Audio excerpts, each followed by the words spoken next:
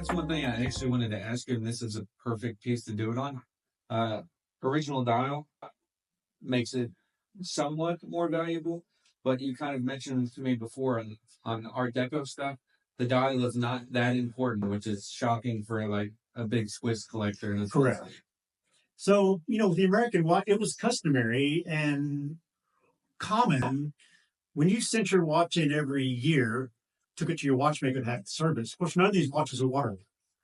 Far from it. Far from it. People are, they're out in the rain and they're doing yard work or building the Empire State Building or something. Their watches get dirty on the inside. Yeah. And it was very common, the dial would get discolored around the edges where water had seeped in. So when you took your watch in to be serviced every 6 months to a year, it was common practice for the watchmaker to send a dial to a dial refinishing house to have it refinished.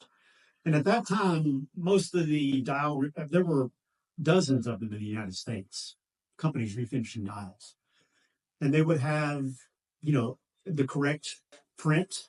So you could get your watch dial redone and it would look the same. There would be hardly any discrepancy from what the dial originally looked like. So most American watches, even if you get it and the dial looks aged, chances are it was refinished, maybe multiple times over the last 50, 60, 70, 80, 90 years. Yeah. So most collectors kind of accept that. That's part of the, crowns get replaced, crystals get replaced. So that was common that was just part of regular routine maintenance in the 20s, 30s, 40s, and 50s for a watch.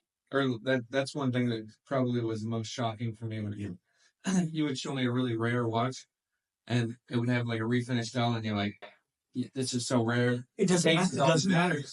Dial doesn't matter. It would sell for 10 grand with or without a refinished dial, basically, because that's just the nature of these watches. And it could have been like this one, for example. Could that even have been, in a sense, an early service dial? I mean, is that a big possibility? It's always Elgin do that a little bit? It is, because I have probably 5,000 new old stock factory Elgin dials. Yeah. So it was common for the watch companies to produce tons of extra dials, because every once in a while, if you're a watchmaker who couldn't handle whatever repair, it might go back to the factory. Mm-hmm.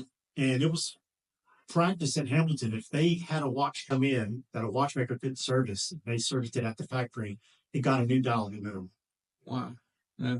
Interesting. Yeah. So the factories kept thousands and thousands of dials on hand just for that purpose.